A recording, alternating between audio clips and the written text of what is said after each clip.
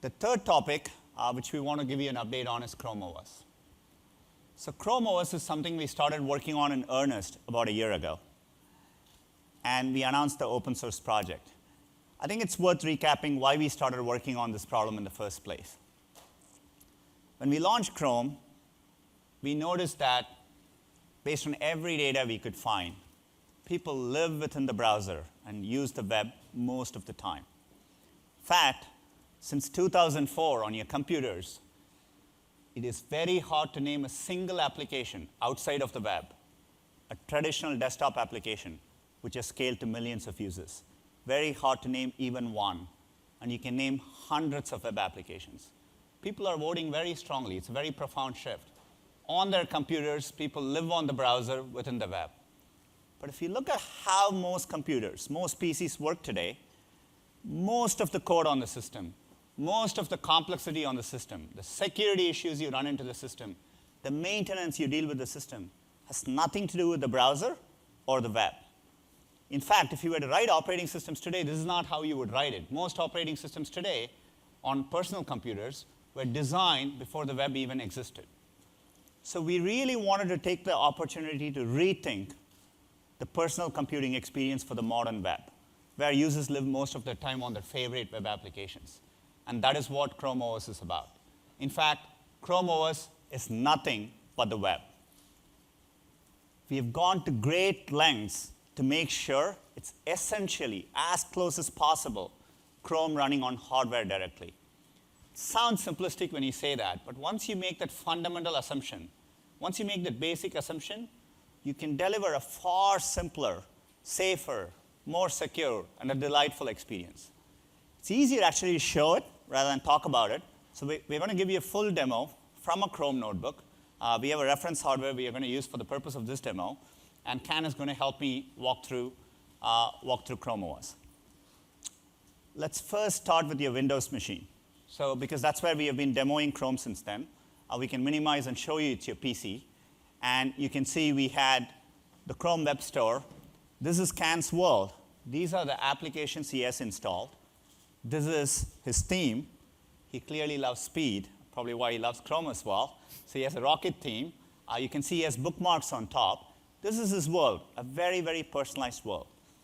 So what we want to go through is what a real user is going to go through when they first get a brand new Chrome notebook and they open it outside their box.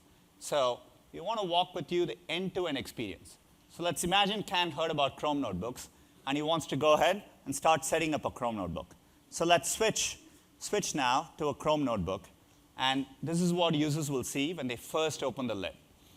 So you open the box. This is what you see. You have to choose your internet connectivity, obviously, so you can do that. The next step is for you to read. The second step is for you to read and accept terms and conditions. So once you do that, we check for updates. In this case, we are in the latest version. And then you need to log into your machine. You can continue without logging in if you want. The next step is for you to take a picture. It turns out about 50% of users don't like their pictures being taken. So we need to improve this step, but Ken clearly is not one of them. So let's go ahead and take a picture, Ken. So we'll click OK.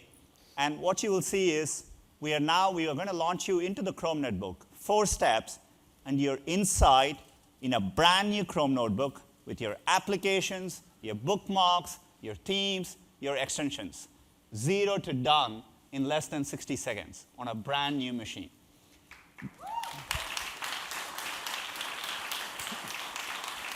We wanted to compare and contrast this with setting up a PC, but we realized we wouldn't have time in this event for us to set up an entire PC and get you back to all your data. That's how much simpler this experience can be. So this is how you set up the computer. So instant boot, instant setup. Another common use case people run into with their laptops, their notebooks, is they constantly close the lid because they want to save power. They want to put it on standby. And then they really want to get back to the web very, very quickly. But it takes time for your computer to wake up. In fact, at Google, I've seen this syndrome by which people actually walk around with their laptops open. Because they know once they close it, it takes them time to go back, check where the next meeting is, et cetera. Again, because we want to deliver the web to you instantly, we have taken the time to make sure we can resume instantly as well. We resume very, very fast. In fact, we resume so fast, it's hard for the projectors to keep up. So if you could bear with us, we're going to get a real live camera in. So let's go ahead and put the machine in standby. So now we are putting the laptop in full standby mode.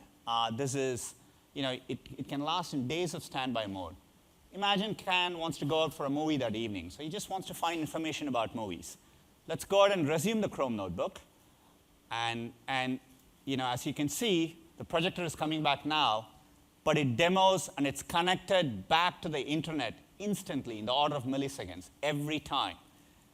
In fact, the delaying factor is for the user to move their hands, type in the keyboard, and complete the query.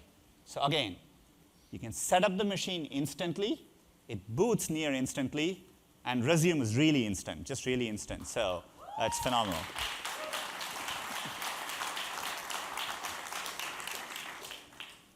The third use case we want to show to you about is, again, by building nothing but the web, we can do amazing things. We can deliver the same experience to you everywhere. So let's go back and get on the screen both the PC and the Chrome notebook. So on one side, you're seeing the PC, Chrome running on the PC. On the other side, you're seeing Chrome running on a Chrome notebook. So let's go ahead. And it's common for users. Ken is going to move around his home, assuming he uses both machines. It's going to work on both machines. Let's see how that world looks like.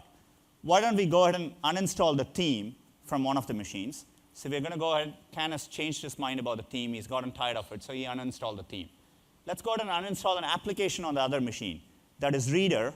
So, well, do you want to go ahead and uninstall, Ken? Okay, great.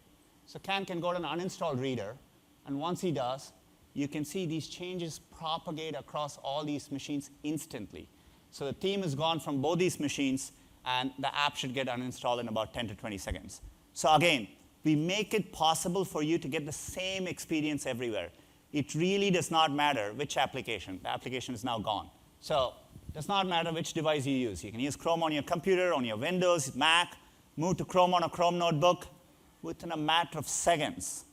Sometimes, like literally within 1 second, we propagate your important data everywhere. We call this the same experience everywhere. The fourth use case, let's go back to the Chrome notebook. The fourth use case we want to show you is sharing. It's very common for all of us to share our computers. We share it at home with family and friends. But it's really hard to share your computers today. So in this case, Ken is sharing this computer with his wife. Again, because we deliver the same experience everywhere, all his wife needs to do, anytime pick up the notebook, log in with her credentials, she gets her experience. In fact, she can walk away with the machine, and it doesn't matter whose machine this device really is. It is a true cloud computing device. The other use case which we work to optimize is how do you share it with a friend? It's very common. For example, I go through this. I have friends visiting, and they occasionally want to use my computer. I hesitate a little bit because I don't want them to see my full browsing history. I see some discomfort with them as well as they're using my machine. They're careful because they're worried that I will have access to their browsing history. So we've really thought about this use case. So all your friend needs to do is to click on the guest mode. So you can open your lid. It'll be here. You can ask them to use it on the guest mode. And we open a full incognito session of Chrome for your friend. Everything. In fact, it is the most private mode today I've seen on any computers. Your friend can use the device in the guest mode. Everything he does in this mode is private. Once he closes and exits guest mode, it's wiped out. I can't see what he has done, and he had no access to any of my data. We call this the friends let friends login feature. So we've made it, again, really, by delivering nothing but the web, we've made it very, very easy for you to share your computers. So far, walking through these use cases, it's very obvious connectivity is an integral part of this experience. But we realize you won't be connected all the time. So we want to show you how that use case looks like. So let's imagine Ken is going back from Mountain View. He lives in New York, and so he's going back to New York on a trip, back home, and he's reached the airport. Luckily, he has Wi-Fi, so he starts working on Google Docs. So he's going to go ahead and create a document for work, which is an important document he's working on, when he realizes it's time for him to board the plane. Unfortunately, he is not on Virgin, Air France, or Delta, because if you were in one of those airlines, you get free Wi-Fi sponsored by Google Chrome. But he's on a different airline, and so he doesn't have free Wi-Fi. So he's within the plane, not a problem, right? So he can continue working on Google Docs. We just disconnected the connectivity. We can even show it to you by going to google.com. The device is no longer connected. The device is offline. You can go back to Google Docs and continue working on the document. Not a problem.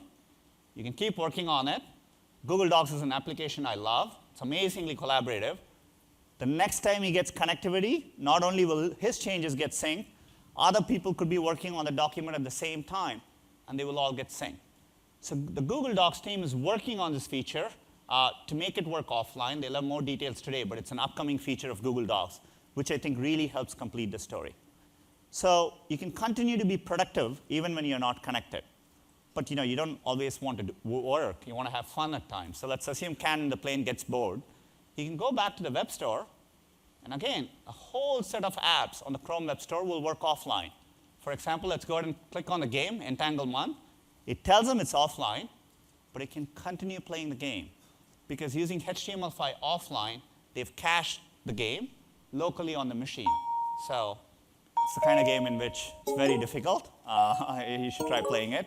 But he can continue doing it without any Wi-Fi connectivity. We also want to show you what else you can do. You can read news. Earlier, New York Times showed how their apps works offline. They're in the process of completing it, but we will go ahead and show it to you again. You're not connected. You can click, and you will be within New York Times. So we've made it possible for you to use this device even if you don't have connectivity. Having said that, we realize in today's modern web, you really need to be connected. What does it mean in today's world of Twitter, real-time updates, social networking, constant email, constant news? I really think computers aren't that useful when you're not connected. So given this is a cloud computing device, we've put in a lot of work to make sure users always have the option to stay connected with a Chrome notebook. We'll show you how it works. So Ken has landed in New York, landed safely in New York, and he's on a taxi cab ride home. So obviously he has no connectivity, but he wants to plan dinner. What he can do, he can go ahead and enable cellular connectivity. As you can see, he's doing that right now. Every Chrome notebook will ship with built-in data connectivity. You can switch seamlessly between Wi-Fi and cellular. So we're going to show that he's back connectivity. You can see on the top of the icon, he's actually using it on 3G. It works really well in 3G. And we can, as LTE rolls along, we are very excited to adopt that as well. So you have connectivity fully built in. Let's go ahead and do a query. Maybe he wants to plan dinner. And turns out he heard something about spaghetti tacos. And he's really excited at having that for dinner. The point here is it works. We are doing this in 3G. We can even show other use cases. So he found a recipe he can go ahead and print from his taxi cab without any printer drivers on his machine. No printer drivers. Using Google Cloud Print, he can print on any device connected to his network. And so he's going to go ahead and print it so that it's ready for him at his home, and it'll get printed. As you can see, it's printing out right now, and that's recipe for Ken's dinner. So the thing which we've done, Google Cloud Print, by the way, is in beta, and it'll be rolling out shortly as well. There you go, Ken. Thanks. So going back to connectivity, how did we do this? So I want to give you details on how Chrome OS is connected. So let's go back to the slides.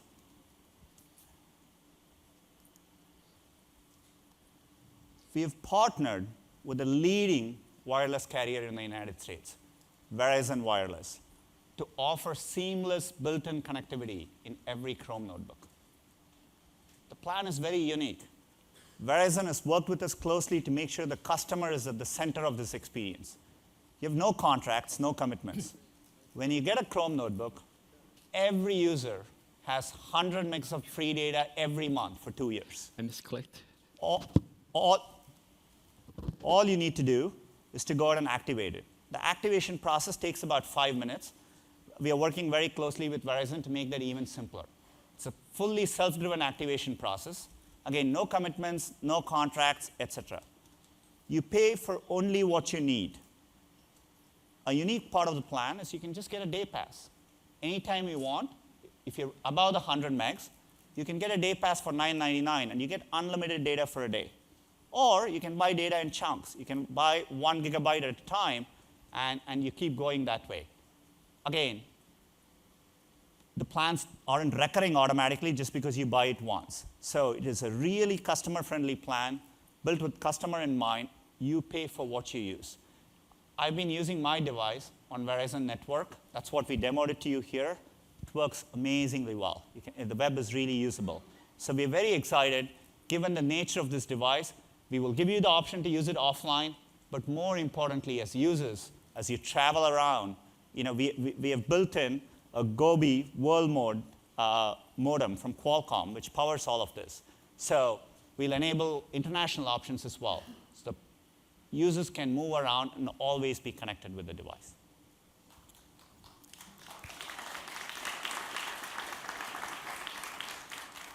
The next area on Chrome OS, we've talked about speed and simplicity.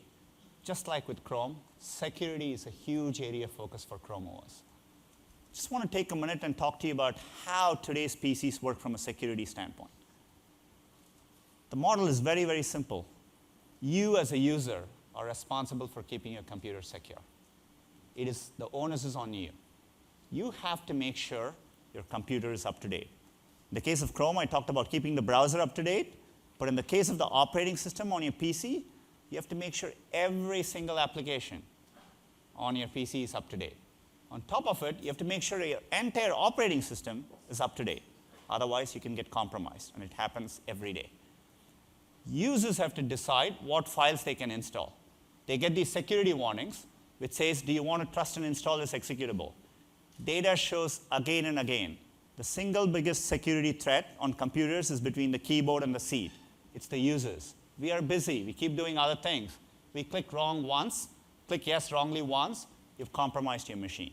So the onus of security on PCs today is on the user. We think this can be very, very different. And that's what the Chrome OS security is all about. Again, let's go back to the defense in depth strategy. So we had the castle, which is Chrome. We already had that. So you're browsing within Chrome.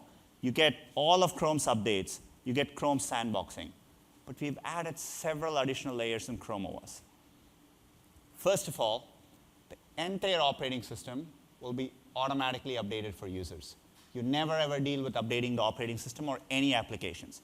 All your applications in your app store, your operating system will be seamlessly updated, keeping the machine very secure. We have added additional sandboxing beyond the browser at an operating system level. So if malware escapes the browser, we keep containing it in another security boundary, etc. So that is a huge protection. The third area, which I'm excited by, is by default, all user data in Chrome OS, by default, is encrypted, heavily encrypted, which is why tomorrow I can close my machine, hand it to another user. I don't need to worry about it. The data is encrypted by default. Finally, an area which is an amazing computer science innovation, which I want to talk about, is verified boot. This idea has been around for a while. We hope to be the first consumer operating system which ever ships verified boot. What verified boot does is you take the core initial part of the operating system, the core initial part, and you put it on your device in what we call read-only firmware. You put it in a part of the device which no software can modify or alter it. Unless you physically get access to the device, swap out that component, you cannot alter or modify that core initial part of the operating system. So we always know that is safe. And every time when you boot Chrome OS, we use that safe part to cryptographically, digitally check every other component of the operating system to make sure it hasn't been modified or altered. If we detect any changes, we keep a known good backup copy to which we can revert, or we can warn the user. It is very, very hard to compromise this layer. The combination of all these layers, we are very confident that when we ship Chrome notebooks, it will be the most secure consumer operating system that has ever been shipped to users. So security is an integral part of this experience. So far, we have been talking about Chrome OS experience for consumers. But a natural part of the security story lends itself very well to businesses as well. In fact, while we announced the project for consumers, we were positively surprised by the extent to which CIOs showed interest in Chrome OS. We had a lot of incoming calls from CIOs. And while we intuitively understood the value proposition of Chrome OS to businesses, it was great to hear this validated from their own words. So there are three main things which most CIOs identify as what is great about Chrome OS for businesses. The first is the security benefits I talked about. Countless hours are spent within the enterprise keeping their systems safe and secure. The second area is simplicity. If you look at the amount of administration, in fact, we talk to sysadmins all the time. They're very frustrated by the amount of time they have to spend on tasks like installing new software, making sure the latest version is updated, etc. They want to instead spend it on higher value-added activities like what applications they can deploy in the enterprise, not worry about installing and updating software. Huge opportunity there. The third area, we don't even need to spend time with CIOs on this. The total cost of ownership of our model versus what they have today is a couple of orders of magnitude different. So the delta is so huge, we've actually been inundated with, with interest from the enterprise, from CIOs. In fact, one of the leading enterprise solutions vendor, Citrix Systems, they actually today work with a lot of companies. They work with CIOs today. CIOs suggested, given what you're trying to do and given what Chrome OS is trying to do, why don't you work together to make sure we can also access important productivity applications directly from Chrome notebooks? To show you how that works, I'm going to invite Gordon Payne, who's the SVP of Citrix Systems. All right, thanks, Sundar. And we're going to have Brad Peterson, our Chief Demonstration Officer from Citrix, join me on stage here as well. We are absolutely excited to be working with Chrome or Google on Chrome and Chrome OS, and we're excited about the partnership. The best thing about this partnership that Sundar just mentioned is it is absolutely customer-driven. These are CIOs and organizations where Google has been out talking with the organizations, and they suggested that we should partner together. So why is that? Well, Citrix is deployed widely in organizations.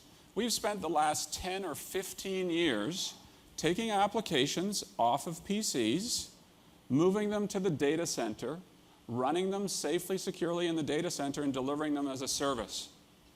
By the way, like everything is on the web, we just do it inside of organizations for workers inside the organization and for remote access as well. So with that centralization and delivery of enterprise and business applications as a service, this is a natural partnership with Chrome OS and Chrome notebooks. As an example, we have approximately 250,000 customers around the world centralizing and delivering their applications within their organization. This is every kind of business: banks, retail, hospitals, government, manufacturing, and they may have 250,000 employees, or they may have 50 employees. So very large and very small and very broadly deployed.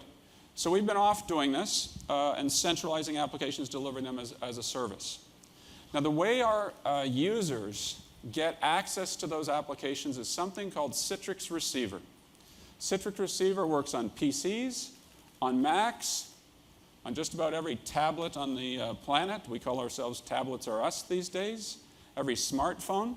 You can go to the Android market, download Citrix Receiver, and have it run on your Android phone. And if your company has Citrix, you can get access to all of your applications in your organization through Citrix Receiver. So we've been working with the engineering teams in Google to make Citrix Receiver work very well with Chrome OS. And if we can move to the demo, what you see here is the login screen for Citrix Receiver. So you've got Chrome OS, you pop out the browser, you hit this tab, and whether you're in the company or remote, you can log in and get your applications. So Brad, can you give us a bit of a tour? I will do just that. So here I'm going to go ahead and click on Login. And this brings me to my home page for Citrix Receiver. So these are the enterprise applications that I use day in and day out. Just a couple, 2, 3 here as an example. If I click on the first productivity application that you see there, you might be familiar with, it's going to open it up.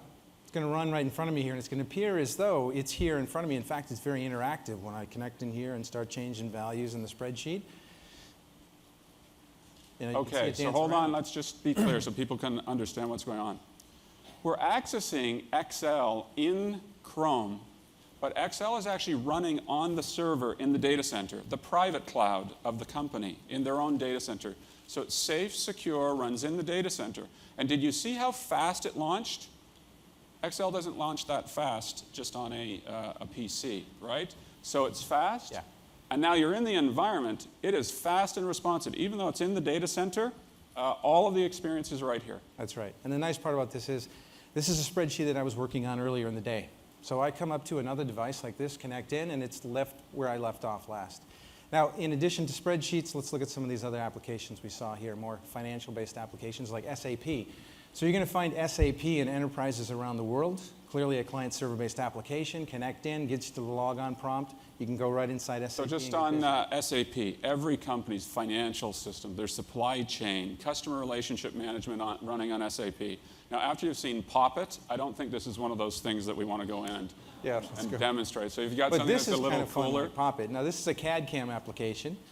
So there's a lot of data involved here. SolidWorks, come up into this little see new design, decide whether you want to go into shaded form or not, or pop a perspective on here. And again, complex, heavy data, rich experience here. We're all running in the data center, sent to me here.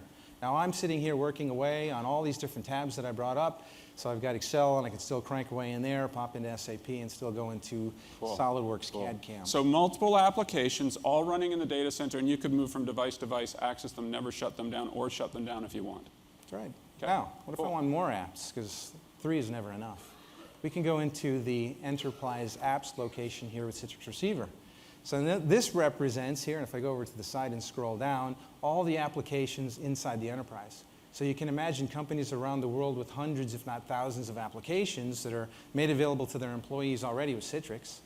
Well, now you can come in with Receiver and go and access those. If I click on SAP in the search space, it's going to show me that the SAP Enterprise Portal is an app that I've already added. I just showed you that. I'm using Boy, a it. search-centric interface. Isn't that a surprise? Yes. Now here, I've got additional SAP applications that I could pick, but I can also go in and grab some others that I don't have yet, like Hyperion. So search for that, grab a few Hyperion applications, click on Add. I can add those into my home space within the browser here, and now they are. If I go ahead and launch one of those, it opens right up. Oh, there you go. I hate it when my parent is invalid. It launches the application, and away we go. All right, it should. Now, as it does, it launches that in the background. We're going to see the rest of our applications are still open, and we can continue to work with those across the tabs here. And again, very interactive data. Okay.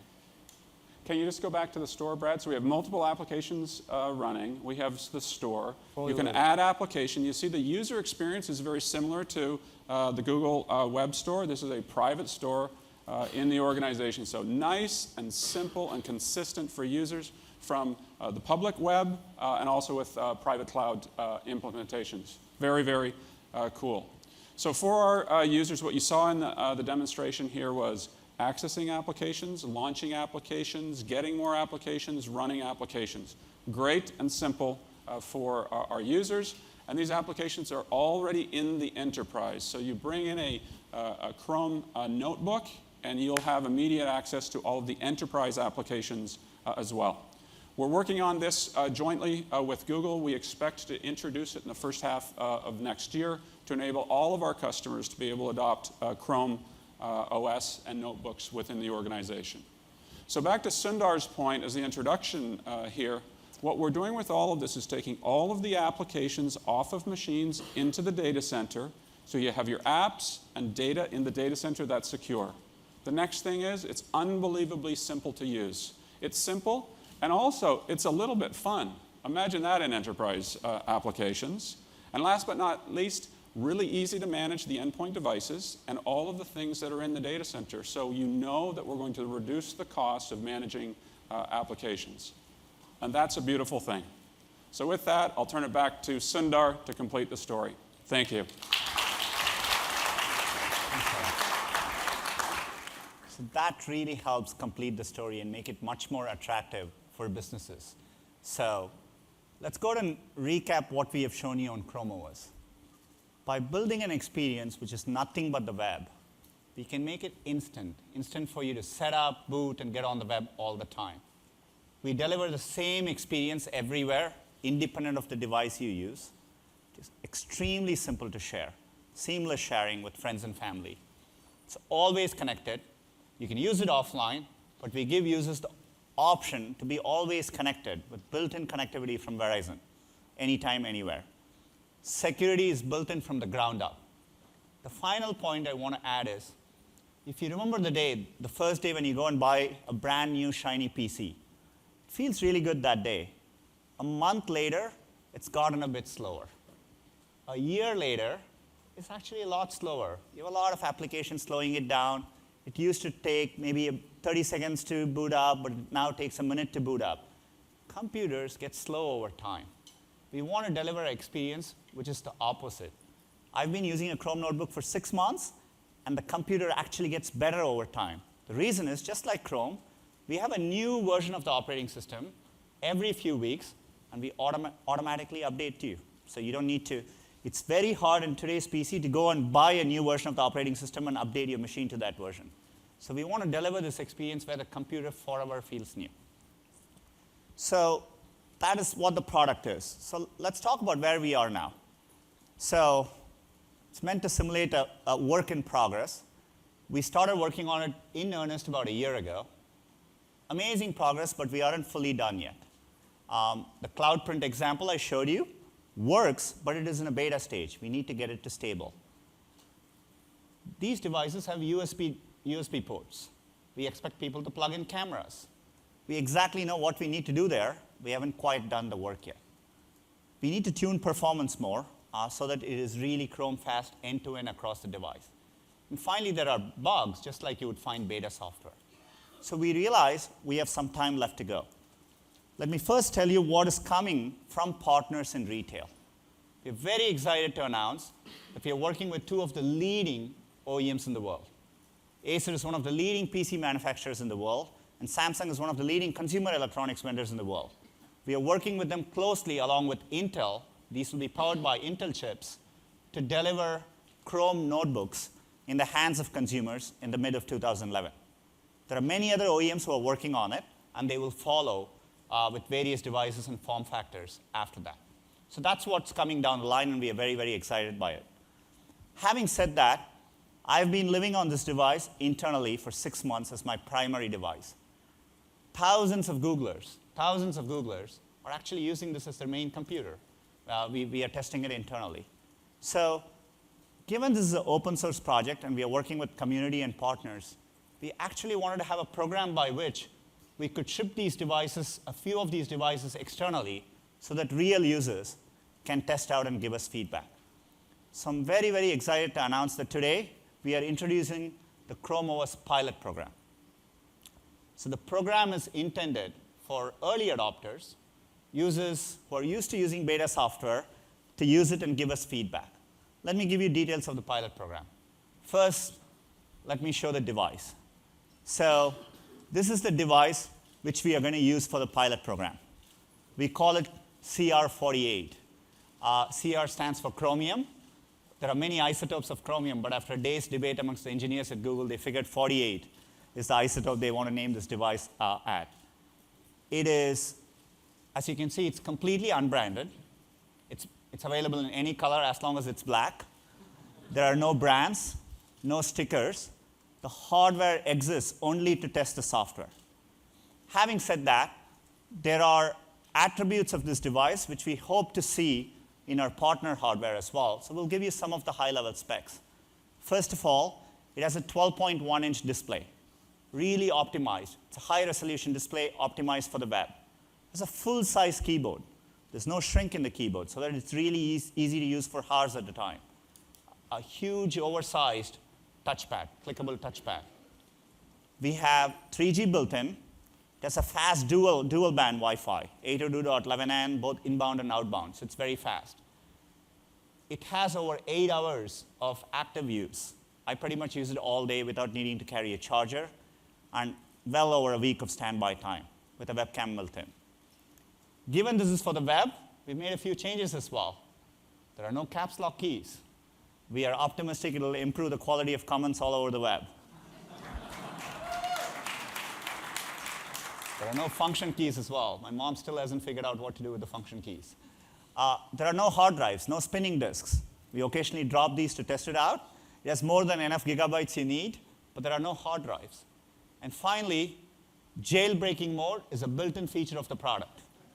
So as developers, you can flip the device, take out the battery, flip a switch. You can do whatever you want. You can install another operating system too. It's fully available for you to break into. So that's our reference hardware, CR48. So let me talk about how we are going to distribute it in the pilot program. First is businesses. We mentioned how CIOs have been very interested in deploying this. We're very excited to announce all the partners mentioned on this slide are going to be deploying pilot programs of Chrome notebooks, of CR48s. So there are many names here. There are companies like Midwest Tobacco, which is based in Chicago. There, people from their IT teams actually had Chromium OS running on their machines before we even approached them. Actually, they approached us. American Airlines sees this as an ideal candidate for remote reservation agents. All they do is live within a browser while they handle reservations. In fact, we've had so much interest from call centers. There are call centers which have 3,000 employees who spend their entire day living within the browser, and they run complex PCs today, which are insecure and it's very costly to administer. Virgin America, while they're going to start small for certain portions of their organization, their CIO sees it as a candidate for the entire company. They think this could work for their entire company. So that's an opportunity as well. One final name I would like to call out is Department of Defense, who knows a thing or two about security. They are interested in deploying it in some of their affiliated organizations as well. And they told us we couldn't tell you what those organizations were. So that's how we are going to give it to businesses. Let's talk about the pilot program for consumers. As I'm speaking today, in the new tab page of Chrome, for a few users, there'll be an offer to join the pilot program. They will see it appear on their screens. They can click it, and if they're interested, they can apply for it, and we will ship them a Chrome notebook device. So that's one way to get it. We also ran, on the Facebook fan page, we have over 4.3 million followers. We ran a promotion a couple days ago announcing a sticker for your Chrome laptop. And there was a quiz. If you did that quiz and you got selected, you'll get a sticker, but it turns out it'll be on an actual Chrome notebook being shipped to you right now. There is more. You can go to YouTube. You can go to youtube.com/Google Chrome and can submit a video as to why you would make an ideal candidate for this Chrome notebook. We are looking for people who understand what we are doing, can help us test and give feedback. So we'll be selecting users from there as well. For those of you in the audience, hopefully in the next few minutes, there should be an email in your inbox. And if you click that and give us an address, we will ship a Chrome notebook to everyone in this room as well.